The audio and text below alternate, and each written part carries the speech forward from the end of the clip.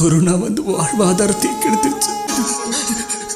எனக்கு வேலை கிடைக்கலன்னு உங்ககிட்ட நான் சொன்னா நீங்களும் கஷ்டப்படுவீங்களேப்பா. இந்த உலகத்தை விட்டு போறப்பா.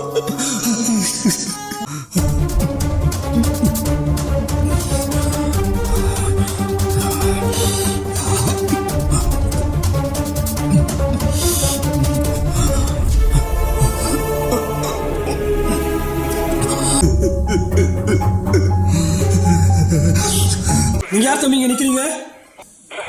Courier by sir. சார் அவருக்கு சிடிஎஸ் கம்பெனிலேருந்து அப்பாயின்மெண்ட் ஆர்டர் வந்துருக்கு சார். அதை கொடுக்கலான்னு 4 நாளாக ட்ரை பண்ணுறேன். அவரை பார்க்கவே முடியல சார்.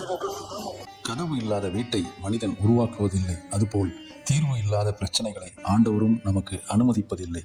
சோதனையை சகித்தால் மட்டுமே நாம் பாக்கியம் பெறுவோம் என்று பரிசுத்த வேதாகமம் தெளிவாக சொல்லும்போது ராஜேஷ் எடுத்த இந்த முடிவு சரியா தவறா நீங்களே தீர்மானியுங்கள்.